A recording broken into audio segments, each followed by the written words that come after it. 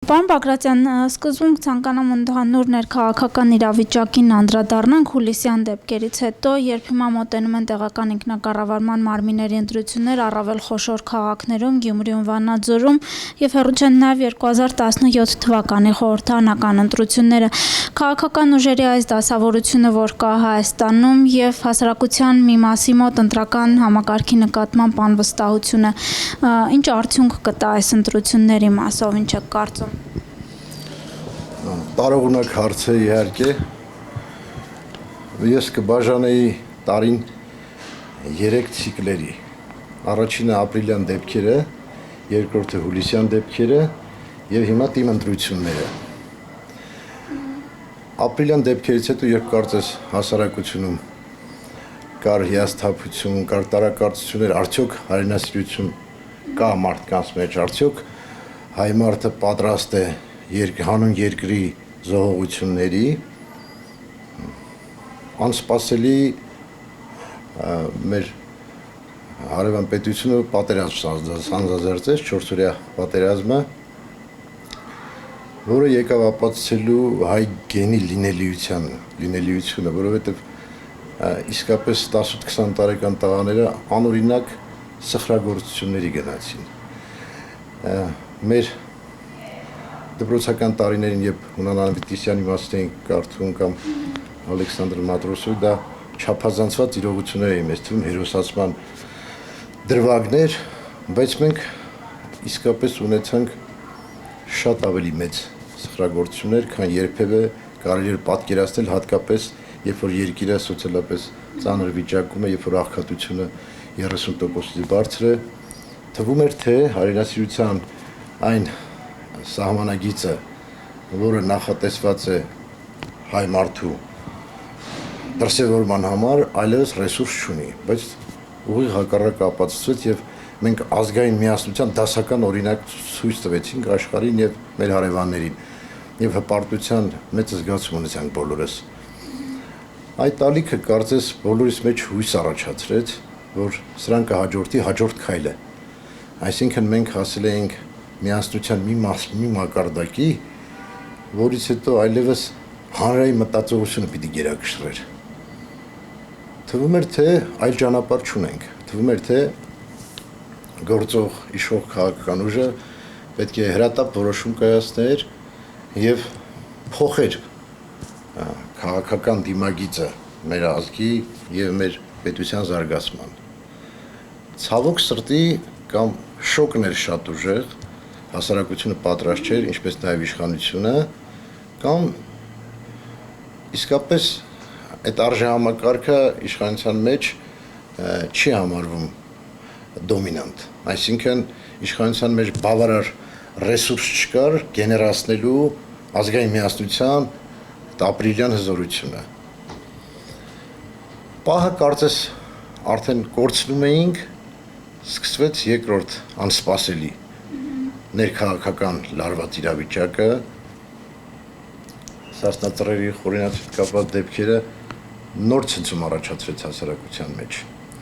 Այսինքն հուսահատական փորձ թույլ չտալու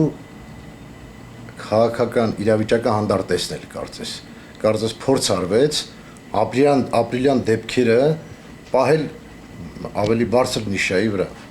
թույլ չտալ, որպեսզի իշխող քաղաքական ուժը հասարակությանը տանի համակերպման ճանապարհով, այլ բարձր պահել քաղաքական հասարակության, քաղաքացիական հասարակության հզորության առնվազն առկայծումները եւ ձևավորվեց նոր իրողություն, ծայրահեղականությունը որպես քաղաքական գործիք։ Մենք հոկտեմբերի 27-ից հետո չունեինք նման իրավիճակ։ Այո, երբ մարդիկ գնացին ծայրահեղ քայլերի։ Իհարկե բովանդակությամբ եւ քաղաքական ուղղվածությամբ բացարձակ տարբեր իրողություններ են, բայց գործիքն էր նույնը։ Այսինքն իշխանության նկատմամբ փորձել ուժին ուժ գործադրելու քաղաքականությամբ բանակցել։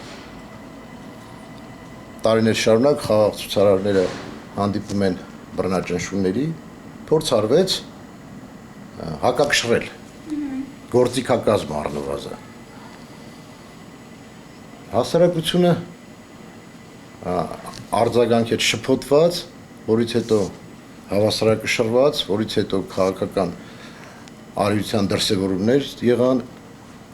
լրագրողները ակտիվ մասնակցեցին process-ին, համարելով, որ դա քաղաքացիական է ավելի շատ իր բնույթով, քան քաղաքական։ Իրապես իր մեջ քաղաքական բաղադրիչը բացակայում էր։ Մարդիկ հստակ հայտարարում էին, որ չօգտագործեք ձեր քաղաքական նպատակների համար։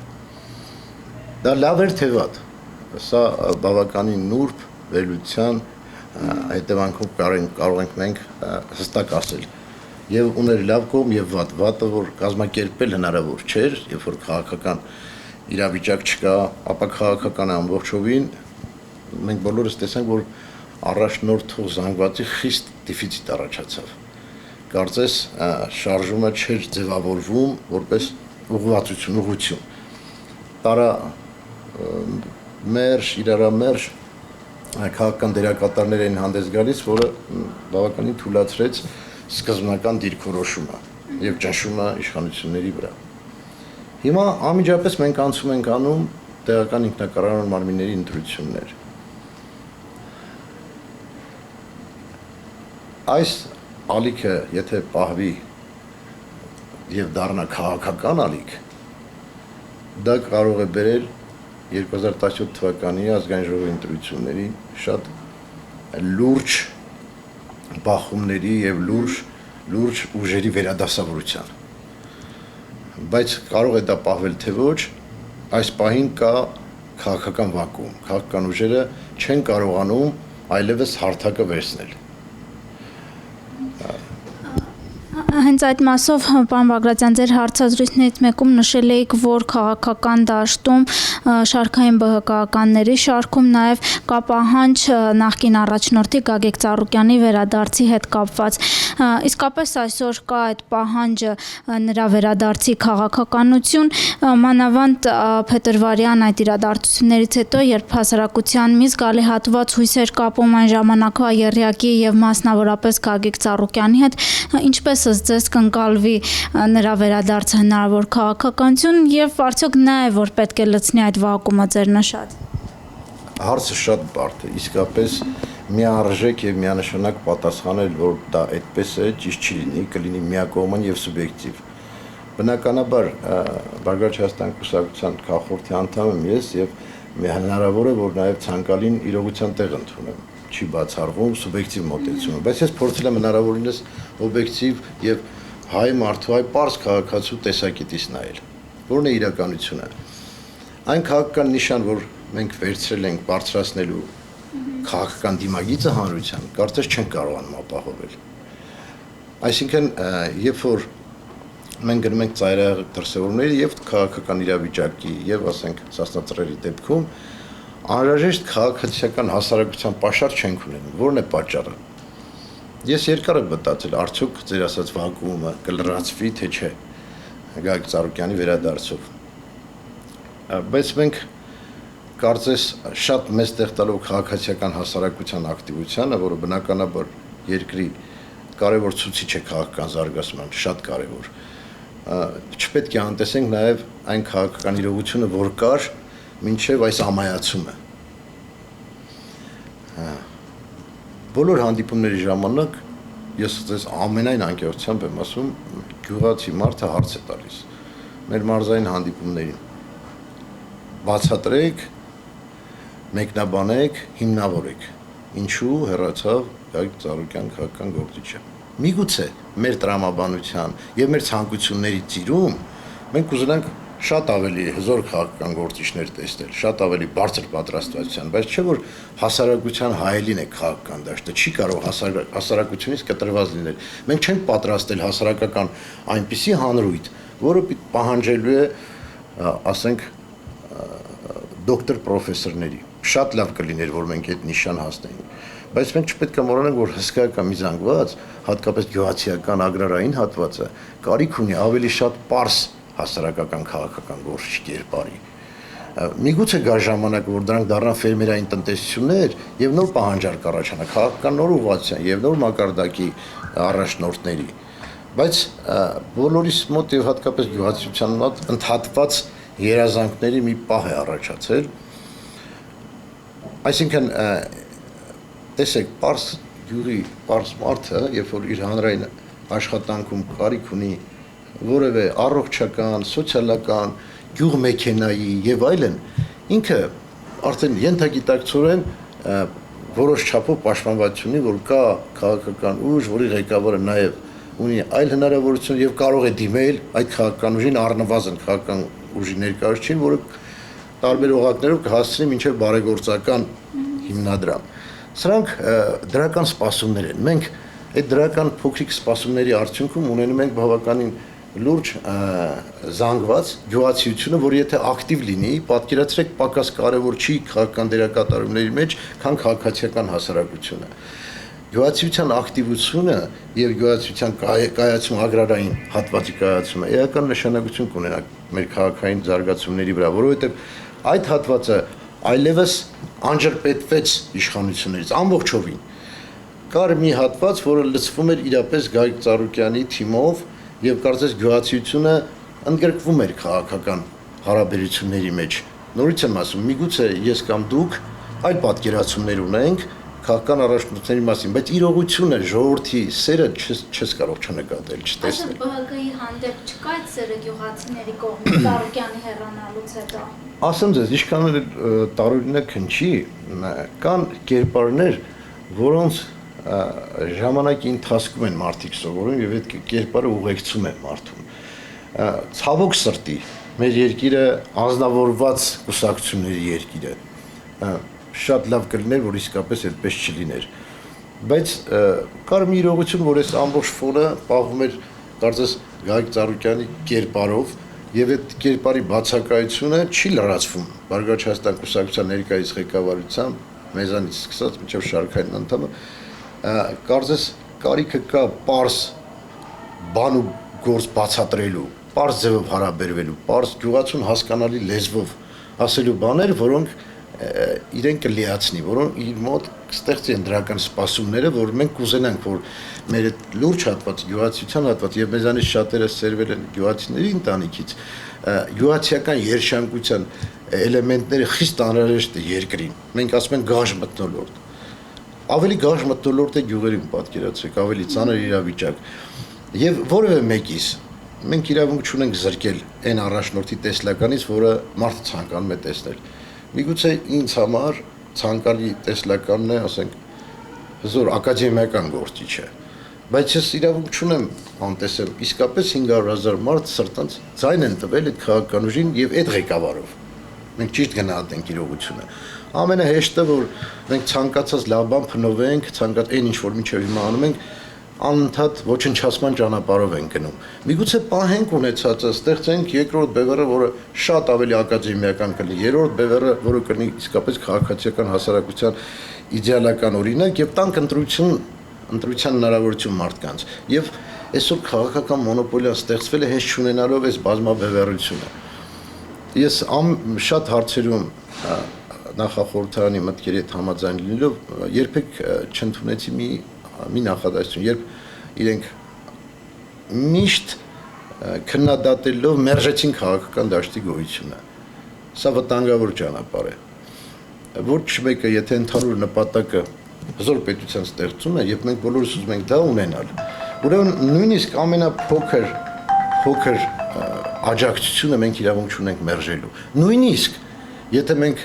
կասկածներ ունենք այդ երևույթի նկատմամբ կամ այդ քաղաքական միավորի նկատմամբ, այսօր ինչ է կատարվում, բոլորին անվանարկում են, որևէ մի քաղաքական գործիչ իշխանության պետական պաշտոնյայի բարևելուց հետո այլևս համարվում է, որ ծախված քաղաքական գործիչ է։ Մենք ուր ենք տանում հասարակությանը։ Հաճախորդ, անմիջապես։ Բայց եթե նույնիսկ հաճախորդ ասածը ինքը հարաբերություն ունի իշխանության ներկայացուցիչների եւ մտահոգ է ժողովրդի վիճակով, այդ մտահոգությունն էլ պետք է օգտագործենք։ Մենք դեռ մեր Նժդեյան ժամանակներից կար խոսքը սատանայի հետ էլ համագործակցել հանուն ազգի, հանուն պետության։ Սա պատահական բան չի եւ պատահական չէր, որ առաջին նախագահն էր ցանկանում այդ ուժերը օգտագործել։ Սրա մեջ ռեզոն կա։ Չի կարող սև ու սպիտակ լինել դաշտը։ Սա վտանգավոր կլինի, դա կտանի տերորի ուղղակի։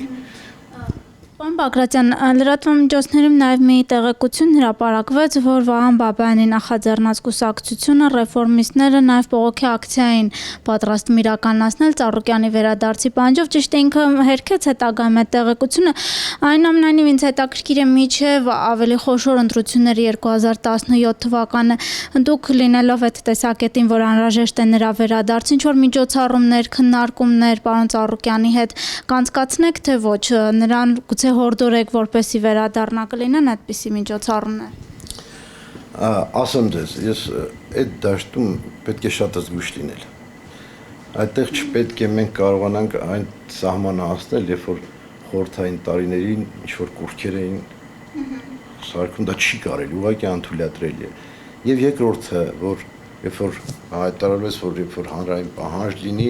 եւ այդ հանրային պահանջը կեղծ իրականության մեջ ներկայացնել, դա էլ չի կարելի։ Մենք կամ անկեղծ պիտի խոսենք, կամ այդ թեման պետք է փակել։ Անկեղծ խոսքը պետք է լինի, որ կա դրա կարիքը, հանրային պահանջ կա, ես իսկապես դա զգացել եմ, երբ որ ես մեր կառույցի հետ, ասենք, Եղեգնաձորի կառույցի հետ զրուցում, ասենք, պարզ լեզվով էլի, ասենք, ինչ նախնդիր է, Ծառուկյանն էլ շատ հեշտ կլներ, շատ հարցերում մենք չէինք դժվարանա։ Մտահոգություն կա, կուզենային։ Որպես մարդ, թե ֆինանսական ռեսուրսային առումով նաև։ Պատկերացրեք երկուսն էլ կա։ Ես անկեղծ լինեմ, եթե ես ասեմ, գիտեք, որպես մարդ միայն եւ վերջ, սա կլինի երկերեսանիություն։ Իհարկե, քաղաքական ցանկացած միջոցառում մենք գիտենք, որ ծախսեր է պահանջում։ Այդ ծախսերի ժամանակ, երբ որ գիտեք, ասենք դու սրտանց ուզում ես մարզադպրոցի բացումը կամ ասենք ես մենք փոքրիկ բան ունենք, ասենք հաշմանդամ, որը պետք է երրորդ հարկ բարձրանա եւ այդտեղ ինքը